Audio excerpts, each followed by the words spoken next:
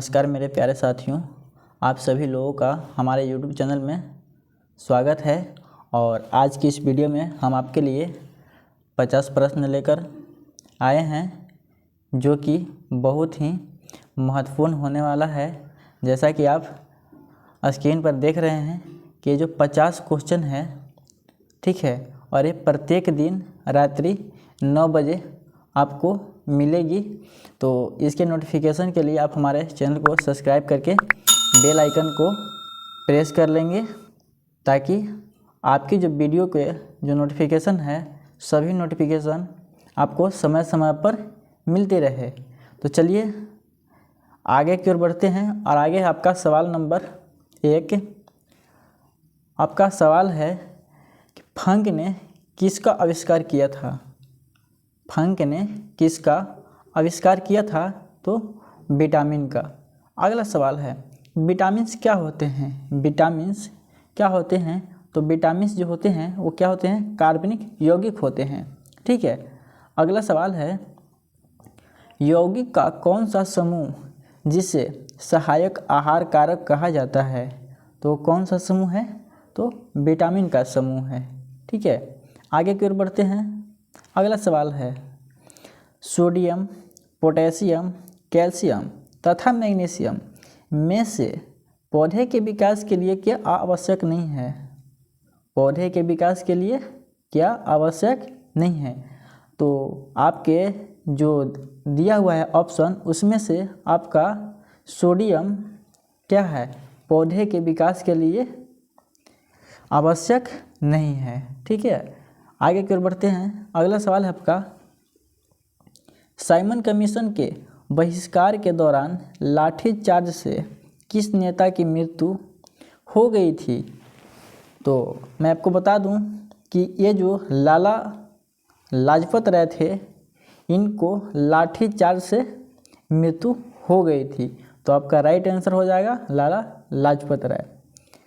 अगला सवाल, सवाल नंबर 6 बोरॉन, जस्ता, सोडियम तथा ताम्र में कौन पौधे के लिए अनिवार्य सूक्ष्म पोषक नहीं है? तो ये आपका आंसर हो जाएगा सोडियम, ठीक है। आगे की ओर बढ़ते हैं। भारत में निर्मित प्रथम कंप्यूटर का क्या नाम है? भारत में निर्मित प्रथम कंप्यूटर का क्या नाम है? तो क्या नाम है? सिद्धार्थ, ठीक है। आगे की ओर बढ़ते हैं। अगला सवाल है भोजन के वर्ग में प्रति यूनिट कैलोरी की मात्रा सर्वाधिक किसमें होती है? तो आपका हो जाएगा आंसर किसमें? तो वसा में, ठीक है ना। आगे की ओर बढ़ते हैं। अगला सवाल है सेब हृदय रोगियों के लिए विशेष महत्वपूर्ण है क्योंकि ये बड़े स्रोत हैं। किसका स्रोत है? तो पोटेशियम का। इसी तरह से आगे बढ़ते हैं। अगला सवाल है सवाल नंबर 10 कि जालियांवाला बाग हत्याकांड कब हुआ था? जालियांवाला बाग हत्याकांड कब हुआ था? तो ये हुआ था 13 अप्रैल 1919 को। कब हुआ था? 13 अप्रैल 1919 को। अगला सवाल है मिर्च, कुम्हड़ा, मटर तथा मूली सब्जियों में से सर्वाधिक विटामिन किस में पाया जाता है? तो किस में पाया जाता है? मिर्च में। अगला सवाल है वह कौन सा विटामिन है जो खट्टे फलों में पाया जाता है तथा चर्म को स्वस्थ रखने में जरूरी होता है? तो आपका जो आंसर होगा वो हो जाएगा विटामिन सी।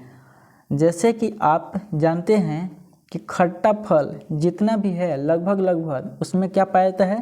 विटामिन सी पाया जाता है, ठीक है। चलिए आगे बढ़ते हैं। विटामिन सी का मुख्य स्रोत क्या है? विटामिन सी का मुख्य स्रोत क्या है? जैसा कि हमने आपको बताया कि कच्चे फल एवं ताजे फल, कच्चे फल और ताजे फल, इसमें क्या है? कच्चे फल लगभग जो क्या है, जो हल्के खट्टे टाइप पे होते हैं, ठीक है ना। तो खट्टे टाइप पे होते हैं तो कहने का मतलब ये है कि वो इसमें क्या पाया जाता है, विटामिन सी पाया जाता है। ठीक है, आगे की ओर बढ़ते हैं। अगला सवाल है, कंचन किसका एक उन्नत किस्म है? कंचन किसका एक उन्नत किस्म है? तो किसका है भाई, आंवला का। ठीक है, आगे की ओर बढ़ते हैं। अगला सवाल है, सेब, आम, आंवला तथा दूध में से विटामिन सी का सबसे उत्तम स्रोत क्या है? सेब, आम, आंवला तथा दूध में से विटामिन सी का सबसे उत्तम स्रोत क्या है? तो आपका हो जाएगा, आंसर हो जाएगा आंवला। ठीक है, तो इसी तरह से वीडियो को लास्ट तक बने रहेंगे। हर एक प्रश्न आपके लिए बहुत ही महत्वपूर्ण होने वाला है। ठीक है, और इस प्रश्न में बहुत ही कुछ ऐसे मिलेंगे जो कि आप नहीं कर पाएंगे। ठीक है, तो उन सभी प्रश्नों को एक एक करके देखेंगे। तो चलिए, अगला सवाल है, गाजर, अमरूद, आम तथा संतरा में से विटामिन सी की मात्रा सर्वाधिक किस में होती है? तो किस में होती है? संतरा में होती है। अगला सवाल है, विटामिन सी का रासायनिक नाम क्या है? जो विटामिन सी है उसका रासायनिक नाम क्या है? एस्कॉर्बिक अम्ल। ठीक है, अगला सवाल है, आलू, गन्ना, संतरा तथा चुकंदर में से विटामिन सी का सर्वाधिक प्रचुर स्रोत कौन सा है? तो ये है आपका संतरा है। ठीक है, आगे की ओर बढ़ते हैं। घाव को भरने में सहायक विटामिन कौन सी है? जो घाव होता है उसको भरने में कौन सी विटामिन का ज़्यादा योगदान है? तो विटामिन सी।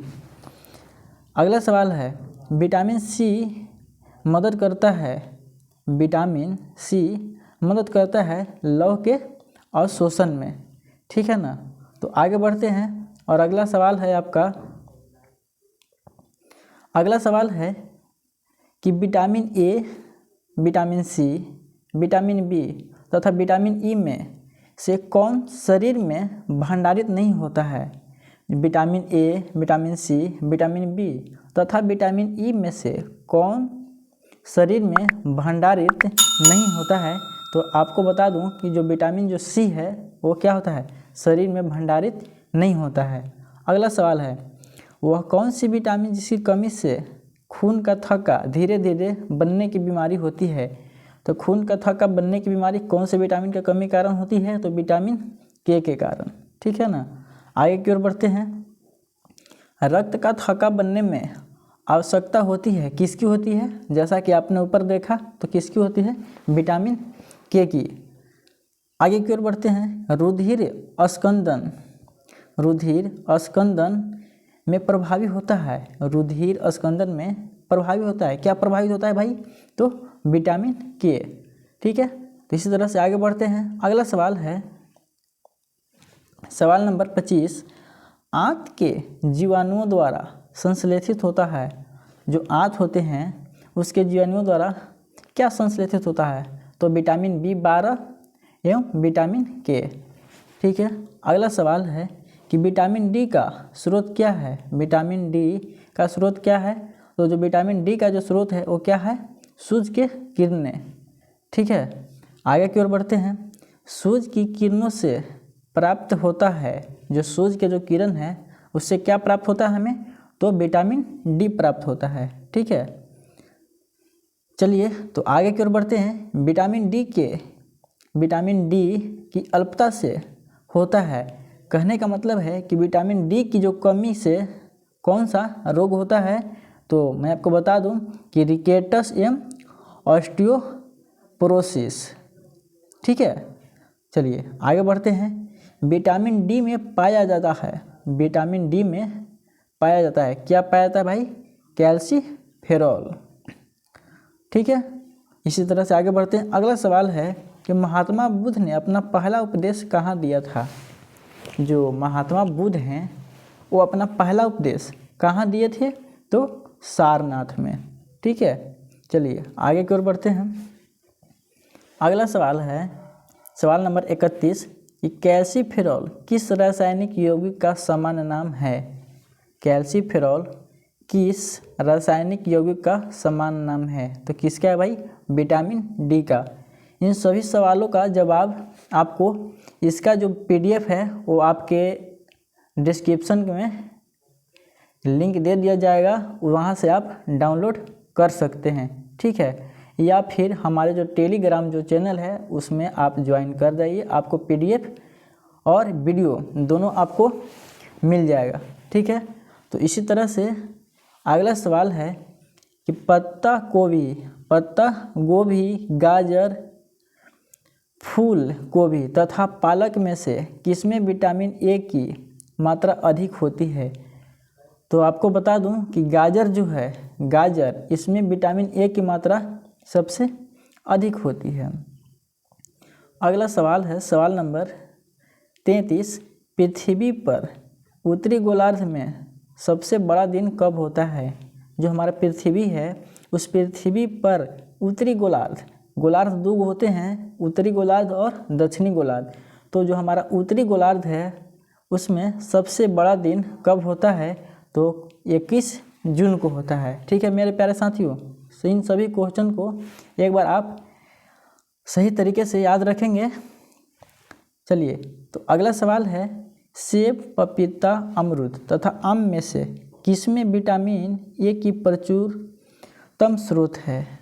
सेब, पपीता, अमरूद तथा आम में से किसमें विटामिन ए का प्रचुरतम स्रोत है, तो किसमें है भाई, तो आम में है, ठीक। अगला सवाल है मायोग्लोबिन में क्या होता है।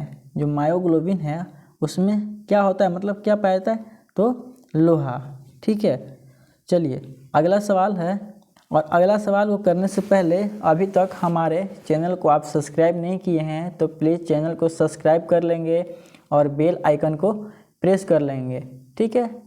और आपके जितने भी दोस्त हैं उनके पास आप शेयर करें ताकि ये वीडियो अधिक से अधिक लोगों के पास पहुंच सके, ठीक है ना। तो चलिए आगे बढ़ते हैं सवाल की ओर। आपका सवाल नंबर है 36, डिंगो, एल्सेशियन, डाल्मेशियन तथा लेब्राडोर श्वासन उपजातियों में से कौन भौंकने में असमर्थ है, ठीक है। इनमें से कौन भौंकने में असमर्थ है, तो डिंगो जो उपजाति है ये क्या है, भौंकने में असमर्थ है, ठीक है ना। अगला सवाल है, ठीक है, अगला सवाल है कि रेड रिबन एक्सप्रेस चलता फिरता दृश्य साधन है किसका है, तो एड्स हेतु जागरूकता का, किसका, एड्स हेतु जागरूकता का, ठीक है। सवाल नंबर 38, डॉक्टरों द्वारा मरीजों के उदर के अंदर का परीक्षण एंड्रोस्कोप द्वारा किया जाता है, जो कार्य करता है किस पे कार्य करता है वो, तो प्रकाश के सकल आंतरिक परावर्तन के सिद्धांत पर, ठीक है, क्लियर है। आगे की ओर अगला सवाल है आपका, गायत्री मंत्र का उल्लेख किस ग्रंथ में है। जो गायत्री मंत्र है उसका उल्लेख किस ग्रंथ में है, तो ऋग वेद में, ठीक है। अगला सवाल है मानव शरीर में विटामिन ए कहाँ संचित रहता है। हमारा जो मानव का जो शरीर है, ठीक है ना, उसमें विटामिन ए कहाँ संचित रहता है, तो यकृत में, ठीक है। आगे की ओर बढ़ते हैं। अगला सवाल है 41, कौन सा देश हाल ही में संयुक्त राष्ट्र के शांति निर्माण आयोग का सदस्य बना है। बहुत ही अच्छा प्रश्न है, ठीक है। इसको एक बार फिर से रिपीट करेंगे, कौन सा देश हाल ही में संयुक्त राष्ट्र के शांति निर्माण आयोग का सदस्य बना है, तो वो कौन सा देश है भाई, नेपाल है, ठीक है। कौन सा देश है, नेपाल। अगला सवाल है कि भारत में मिशन इंद्रधनुष अभियान किससे संबंधित है। भारत में मिशन इंद्रधनुष अभियान किससे संबंधित है, तो ये जो अभियान है किससे संबंधित है, बच्चों के टीकाकरण से, ठीक है। इसी तरह से आगे बढ़ते हैं। केंद्र सरकार का मिशन इंद्रधनुष किससे संबंधित है, तो 7 टीका निवारणीय रोगों के किससे संबंधित है, 7 टीका निवारणीय रोगों से, ठीक। चलिए आगे की ओर बढ़ते हैं। अगला सवाल है आपका कि हाल ही में किसे rising star of the year पुरस्कार से नामित किया गया। ठीक है ना, यह करेंट अफेयर है जो कि मिक्स क्वेश्चन है, इसमें आपके लिए बहुत ही महत्वपूर्ण है। ठीक है, एक बार फिर से रिपीट करते हैं। हाल ही में किसे rising star of the year पुरस्कार के लिए नामित किया गया, तो कौन है? अंतिम पंघाल। ठीक है ना, अंतिम पंघाल। अगला सवाल है कि कौन सा देश भारत को S-400 वायु रक्षा मिसाइल प्रणाली की आपूर्ति करता है। कौन सा देश है जो भारत को S-400 वायु रक्षा मिसाइल प्रणाली की आपूर्ति करता है, तो कौन सा देश है भाई? वो है रूस। ठीक है, तो इसी तरह से आगे बढ़ते हैं और अगला सवाल है आपका, सवाल नंबर है 46। ठीक है, इसरो ने हाल ही में आगामी चंद्रयान 3 मिशन में किस देश के उपकरण ले जाएगा? क्वेश्चन को एक बार ध्यान से पढ़ेंगे। इसरो ने हाल ही में आगामी चंद्रयान 3 मिशन में किस देश के उपकरण को ले जाएगा, तो कौन सा देश है भाई? तो वो देश है हमारा अमेरिका। ठीक है, अमेरिका देश से वो लेकर जाएगा। ठीक है ना, क्या लेके जाएगा? तो उपकरण लेके जाएगा। किस लिए लेके जाएगा? तो आगामी चंद्रयान 3 मिशन में प्रयोग करने के लिए। ठीक है, चलिए तो अगला सवाल है आपका, सवाल नंबर है 47। कोलेस्ट्रॉल क्या है? कोलेस्ट्रॉल क्या है? कोलेस्ट्रॉल क्या है भाई? तो जंतु वसा में उपस्थित वसीय एल्कोहल। एक बार फिर से रिपीट करेंगे। कोलेस्ट्रॉल क्या है? तो जंतु वसा में उपस्थित वसीय एल्कोहल है। ठीक है ना, तो आगे की ओर बढ़ते हैं। अगला सवाल है कि हाल ही में एयर इंडिया ने कम लागत वाले एयरलाइन व्यवसाय का प्रमुख किसे नामित किया? बहुत ही अच्छा प्रश्न है। देखिए एक बार फिर से रिपीट करते हैं कि हाल ही में एयर इंडिया ने कम लागत वाले एयरलाइन व्यवसाय का प्रमुख किसे नामित किया, मतलब किसे चुना? तो आपको बता दूं कि उनका नाम है आलोक सिंह। क्या नाम है? आलोक सिंह। अगला सवाल है, कोलेस्ट्रॉल का असामान्य स्तर किससे संबंधित है? कोलेस्ट्रॉल का असामान्य स्तर किससे संबंधित है? तो धमनियों के कठोर हो जाने से। अगला सवाल और लास्ट सवाल बहुत ही महत्वपूर्ण है। ठीक है, हाल ही में यूट्यूब ने किस देश की जीडीपी में 10,000 करोड़ रुपए का योगदान किया है? फिर से एक बार प्रश्न को रिपीट करेंगे कि हाल ही में यूट्यूब ने किस देश की जीडीपी में 10,000 करोड़ रुपए का योगदान किया है, तो कौन सा देश है? भारत देश है। ठीक है, कौन सा देश है? भारत देश है। तो इसी के साथ आज के इस वीडियो को हम समाप्त करते हैं और नेक्स्ट वीडियो में मिलेंगे।